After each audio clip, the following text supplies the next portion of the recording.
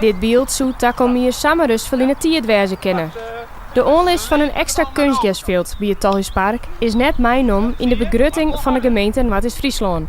Daardoor zit de toekomst van de hockeyclub in Dokkum met 200 leden op het spel.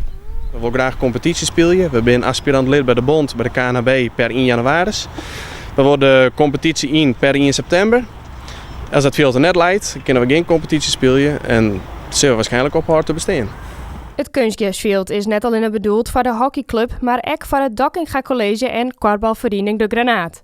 Ik vind het spietig dat de plannen op dit stuit net teruggaan, want de onlis van een kunstgrasveld zou ook voor haar mooi wezen. We hebben een veld, een grasveld, dus dat gaat dan wel trouw.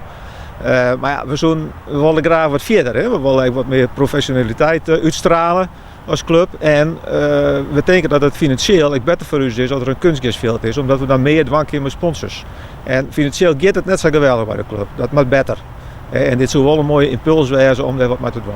Wij kunnen op dit moment prima binnen sporten. Alleen nog maar het sluiten van de squalemierschap de Saat in dan wordt, is de squalemierschap ook weer groeit. En daarmee binnen gymnastieklessen ook weer teruggaan naar gymnastiekzaaltjes. En de oude Roenwij, de oude LTS en de bedaalde Streetwij was in een zaaltje sport van over bij 20 meter.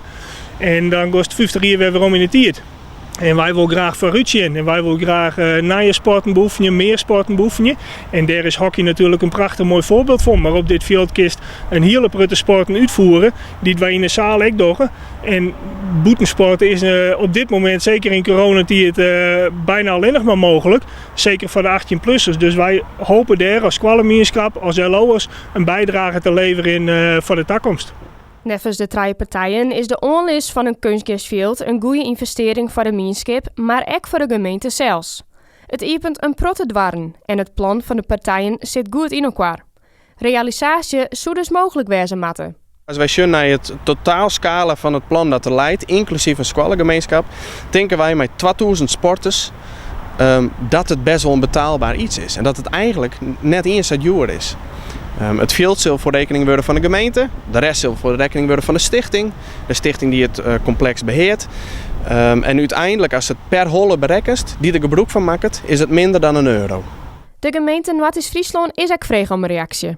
En ze lieten weten dat ze er op dit stuit nog rond nadenken binnen. Het is voor haar te betiert om te reageren. Maar voor de hockeyclub is het wel van belang dat er rap een oplossing komt. We merken dat animo er is, we merken dat we het terug in kennen. Maar ja, dan moet er wel een veld komen.